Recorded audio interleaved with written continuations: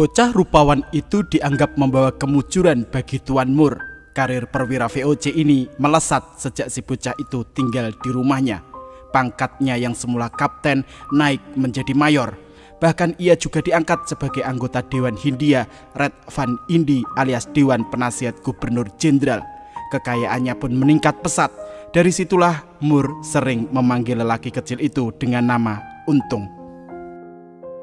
Dikisahkan Moore mendapatkan bocah itu dari rekannya sesama perwira kompeni, Kapten Van Beber. Sejak usia 7 tahun, Untung mengabdi kepada keluarga Van Beber setelah ditebus dari seorang penjual budak belian di Makassar. Sekitar 3 tahun kemudian, Untung terpaksa dijual kepada Moore karena Van Beber harus sering berpindah-pindah tempat dinas. Untung pun diboyong Moore ke kediamannya di Batavia. Tugasnya adalah melayani putri kesayangan keluarga Belanda itu, Susan, serta membersihkan seisi rumah sekaligus sebagai tukang kebun. Untung kerap terkagum-kagum setiap kali memandang kegagahan sang majikan dengan seragam militernya. Ia kini punya cita-cita menjadi seorang tentara seperti Tuan Moore. Mimpi tersebut nantinya terwujud. Ia menjelma sebagai sosok prajurit pemberani. Si kecil pembawa nasib mujur itu kelak tersohor dengan nama Untung Suropati dan termasuk salah satu orang yang paling merepotkan VOC. Pada video kali ini kita akan membahas sejarah singkat tentang sosok pahlawan Untung Suropati. Apabila ada kesalahan saya dalam penyebutan nama, gelar, tahun maupun perbedaan versi, sebelumnya saya aturkan mohon maaf yang sebesar-besarnya. Assalamualaikum warahmatullahi ta'ala wabarakatuh. Salam Rahayu, Om Swastiastu, Namo Buddhaya, salam kebajikan. Selamat datang di Jinglang Channel. Garane wong akrami among api pawit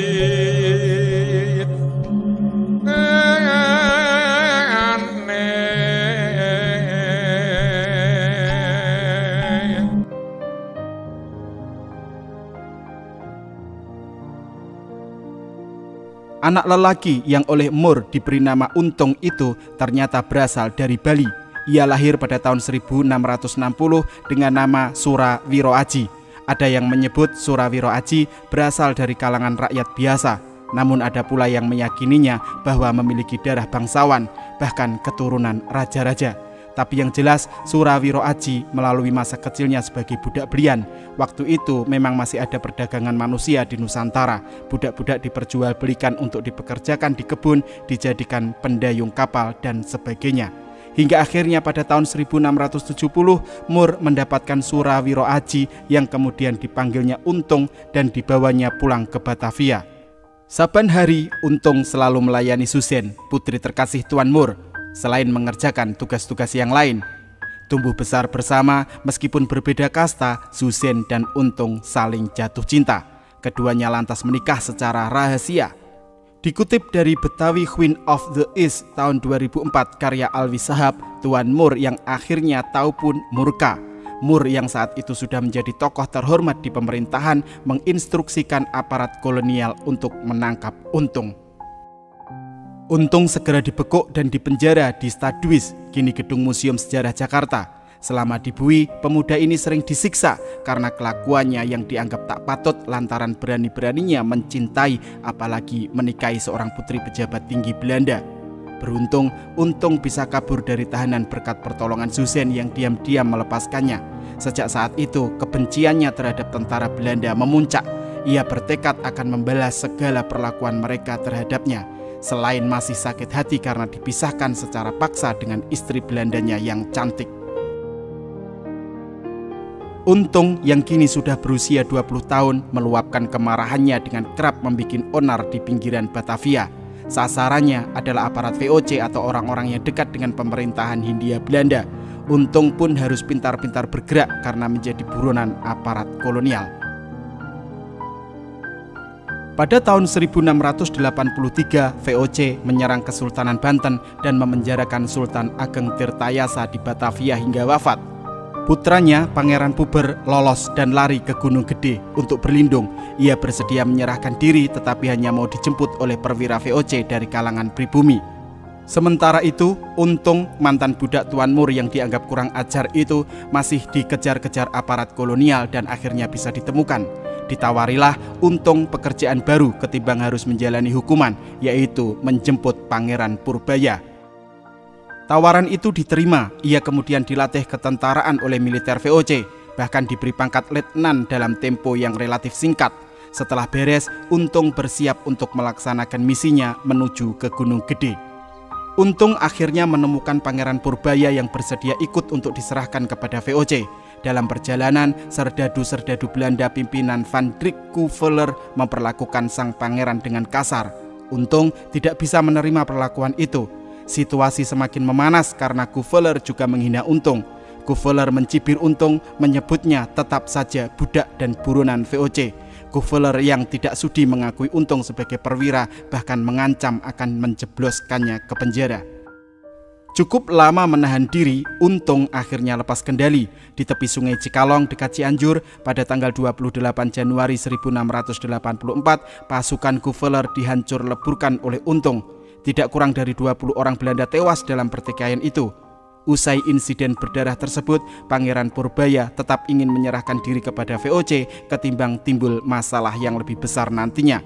Tetapi istri Pangeran Puber, Raden Ayu Gusik Kusuma, justru meminta Untung mengantarkannya pulang ke Kartasura. Raden Ayu Gusik Kusuma adalah putri seorang pejabat tinggi di istana dinasti Mataram. Mereka berpisah di jalan. Pangeran Purbaya dan para pengawalnya menuju benteng VOC di Tanjung Pura, Karawang. Sementara itu, Untung beserta beberapa pengikutnya mengawal Raden Ayu Gusik Kusuma ke Kartasura. Dalam perjalanan panjang itu, cinta mulai bersemi.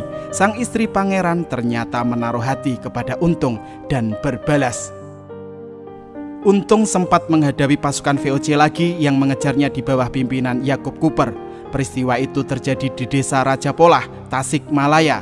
Disebutkan pertempuran itu cukup seru. Untung kehilangan beberapa orang anak buahnya, namun kerugian di pihak Cooper juga tak kalah sedikit, bahkan lebih parah. Demi keselamatan Raden Ayu Gusik Kusuma, Untung terpaksa melarikan diri. Orang-orangnya yang sudah hafal medan membuat rombongan ini bisa lepas dari kejaran meskipun Untung kini kembali menjadi buronan aparat kolonial. Perjalanan dilanjutkan, Untung berniat mampir ke Cirebon sekaligus menghadap sultannya karena Kesultanan Cirebon berhubungan baik dengan Mataram, tempat asal Raden Ayu Gusik Kusuma. Namun, kedatangan Untung ternyata tidak disukai oleh anak angkat sultan yang bernama Raden Surapati. Raden Surapati mencegah rombongan Untung masuk ke istana dan terjadilah pertengkaran sengit. Kericuhan itu baru mereda setelah Sultan Cirebon mengetahuinya dan turun tangan. Sultan memutuskan Raden Surapati bersalah dan dianggap telah mencemarkan nama kerajaan karena tindakannya terhadap Untung. Bahkan Sultan menjatuhkan hukuman mati untuk anak angkatnya itu. Nama Surapati pun diberikan kepada Untung. Sejak saat itulah nama Untung Surapati mulai dikenal. Setelah mendapatkan restu dari Sultan Cirebon, rombongan Untung Surapati meneruskan perjalanannya ke timur. Namun pergerakan Untung diketahui VOC, kembali dipimpin oleh Yakub Cooper. Pada tanggal 6 Oktober 1684 terjadilah pertempuran di perbatasan Jawa bagian barat dengan tengah itu. Sekitar 50 orang dari pihak Untung tewas. Lantaran kekuatan dan senjata yang tidak seimbang, Untung Surapati menginstruksikan kepada pasukannya untuk mundur. Mereka lolos berkat bantuan dari Kesultanan Cirebon dan berhasil memasuki wilayah kekuasaan Mataram dan bergegas menuju ke Kartasura. Singkat cerita, tibalah rombongan Untung Surapati di Istana Kartasura yang saat itu diperintah oleh Amangkurat II, cucu Sultan Agung. Ayah Raden Ayu Gusik Kusuma, Patih Nerang Kusuma, adalah sosok yang sangat anti VOC. Ia pun merestui pernikahan Untung dengan putrinya yang telah memutuskan berpisah dengan Pangeran Purbaya dari Banten. Patih Nerang Kusuma langsung terpikat kepada Untung setelah mendengar laporan dari Bupati-Bupati Bawahan Mataram tentang sepak terjangnya selama perjalanan menuju ke Kartasura. Ia pun tidak ragu-ragu mengajak Untung untuk bersama-sama memerangi musuh yang sama-sama mereka benci, yaitu Kompeni Belanda. VOC mendesak kepada Amangkurat II agar menyerahkan Untung Surapati. Amangkurat II menyanggupinya, tapi itu ternyata hanya taktik yang dirancang Patih Nerang Kusuma bersama Untung Surapati. Pasukan kompeni pun berangkat ke Kartasura. Kali ini komandannya adalah Kapten Francois Tek, perwira senior VOC yang pernah terlibat dalam penumpasan gerakan Trunojoyo yang dianggap memberontak kepada Mataram.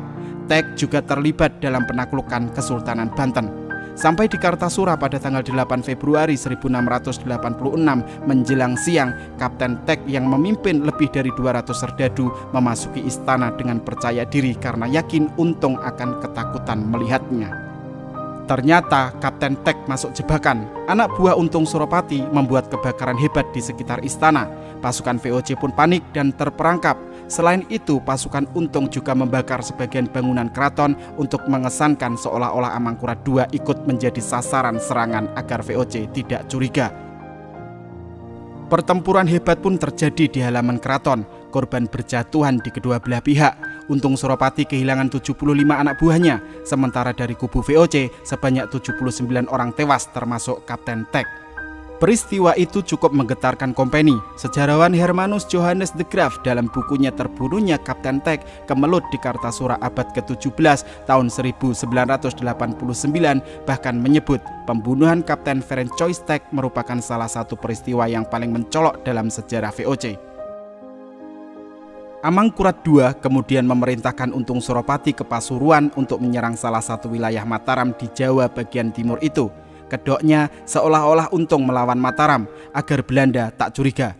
Setelah merebut Pasuruan, Untung Suropati mendeklarasikan diri sebagai pemimpinnya dengan gelar Adipati Arya Wiranegara.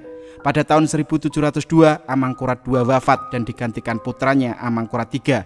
Raja baru ini langsung terlibat perseteruan dengan pamannya Pangeran Puger. Amangkurat III kabur ke Pasuruan meminta perlindungan Untung Suropati. Sementara itu, pada tahun 1706, VOC menggerakkan armada perang ke Pasuruan. Dalam pertempuran sengit di Bangil, Pasuruan, pada tanggal 17 Oktober 1706, peruntungan Untung berakhir. Ia terluka parah, terpaksa mundur, dan akhirnya gugur. Sebelum menghembuskan nafas terakhir, Untung meminta kepada para pengikutnya agar merahasiakan kematiannya. Kendati begitu, para pengikut setia Untung yang kebanyakan terdiri dari orang-orang campuran Jawa dan Bali masih sering melibatkan diri dalam berbagai aksi perlawanan terhadap VOC. Begitu pula dengan putra-putranya antara lain Raden Pengantin, Raden Suropati, dan Raden Suradilaga. Maka pada tahun 1723 mereka ditangkap kompeni dan diasingkan ke Sri Lanka agar tidak merepotkan lagi. Sepak terjang Untung Suropati yang berkali-kali membuat murka Belanda ini sangat melegenda. Melalui surat keputusan Presiden Republik Indonesia tanggal 3 November 1975, Untung Suropati ditetapkan sebagai pahlawan nasional.